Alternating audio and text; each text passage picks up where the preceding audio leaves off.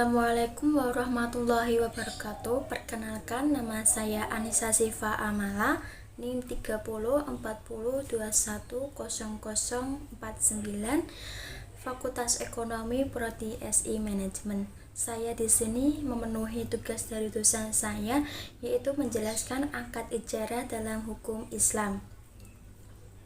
Dalam mata kuliah Islam dan Disiplin Ilmu yang diampu oleh Bapak Dr. Handas Bejo Santoso, MD PhD. Dan materi selanjutnya saya akan jelaskan berikut ini. Sebelumnya, apa sih ijarah itu menurut syara? Saya akan menjelaskan pengertian ijarah menurut syara. Ijarah adalah urusan sewa menyerah yang dijelaskan manfaat dan tujuannya, dapat diserah terimakan oleh dengan ganti atau upah yang telah diketahui gaji tertentu. Seperti hal barang itu harus bermanfaat, misalnya rumah untuk ditempati, mobil untuk dinaiki, motor pun juga untuk dinaiki. Nah, pemilik yang menyewa manfaat tersebut disebut al-muajirin, orang yang menyewakan, dan pihak lain yang memberikan sewa disebut mustajir, orang yang menyewa, dan sesuatu yang diakadkan untuk diambil manfaatnya disebut majur atau sewaan, sedangkan jasa yang diberikan sebagai imbalan manfaat disebut al-ajar atau ujor atau upah. Jenis ijarah mempunyai dua, yaitu ijarah al-nafi atau bersifat manfaat dan ijarah al-amal atau bersifat kerjaan.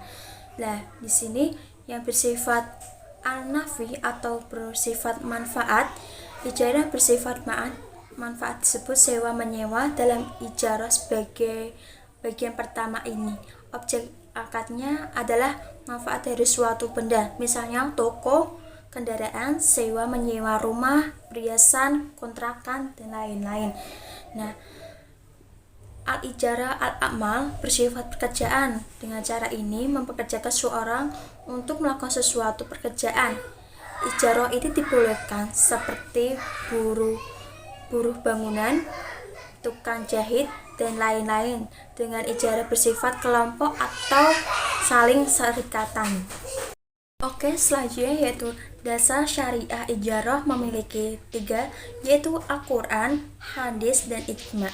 Nah, dalam Al-Quran ini, jika mereka menyusahkan anak-anakmu untukmu, maka berikanlah mereka upah. Quran surat At-Talaq ayat 6. Yang kedua yaitu hadis, berikanlah upah pekerjaan sebelum keringatnya kering. Hadis riwayat Ibnu Majah dari Ibnu Umar. Yang ketiga yaitu ijma'. Umat Islam masa sahabat berijma' bahwa ijarah dibolehkan sebab bermanfaat bagi manusia. Dan selanjutnya yaitu hikmah ijarah. Sekarang hikmah ijarah terbagi menjadi 4, yaitu pembina keterangan dan kebahagiaan, memenuhi nafkah keluarga, memenuhi hajat hidup manusia, dan menolak kemungkaran. Nah, di sini saya akan menjelaskan mengenai memenuhi hajat hidup manusia. Dengan adanya transaksi ijarah ini, khususnya tentang pemakaian jasa, maka akan mampu memenuhi hajat hidup masyarakat, baik ikut bekerja maupun yang menikmati hasil proyek tersebut. Maka ijarah merupakan akad yang mempunyai unsur tolong-menolong antara sesama. Dan selanjutnya saya akan menjelaskan mengenai apa aja jenis barang ijarah.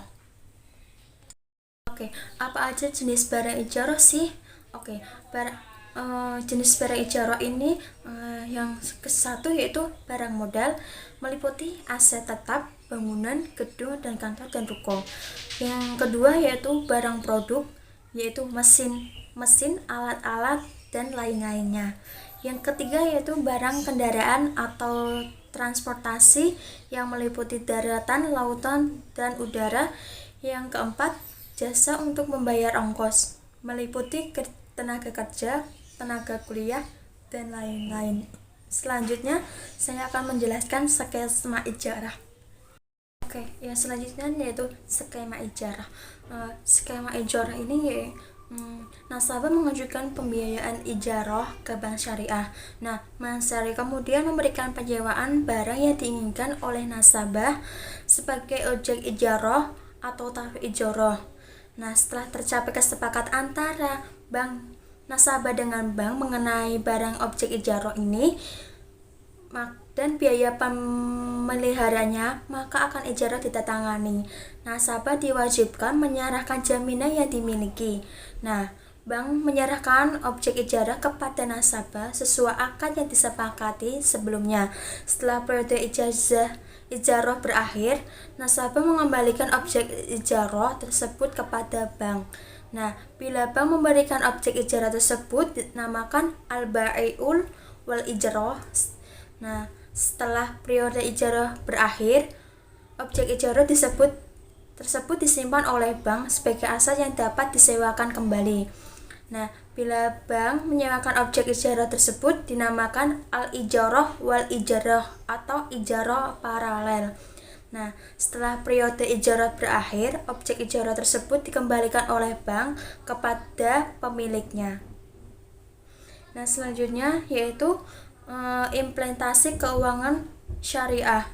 Nanti saya akan jelaskan ke berikutnya. Oke, di sini saya akan menjelaskan implementasi keuangan syariah sebagai berikut. Mempunyai 3, yaitu interaksi ijarah ditandai dengan adanya pemindahan manfaat. Jadi dasarnya prinsip-prinsip ijarah sama saja dengan prinsip jual beli, namun perbedaan terletak pada objek transaksinya. Bila pada objek jual beli, objeknya transaksinya adalah barang, maka objek ijazah transaksinya adalah jasa. Nah, yang kedua yaitu pada akhir masa sewa, bank dapat saja dijual barang yang disewakan kepada nasabah. Karena itu dalam perbankan syariah dikenal al-ijarah al-mutahiyah bitamlik, yaitu atau sewa yang diikuti dengan pemindahan kepemilikan. Yang ketiga yaitu harga sewa dan harga jual disepakati pada awal perjanjian antara bank dan nasabah tersebut.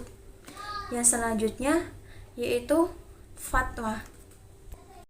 Oke, yang selanjutnya yaitu fatwa DSN MUI nomor 09 DSM MUI 4 2000 menetapkan mengenai ketentuan ijarah dalam lembaga keuangan syariah.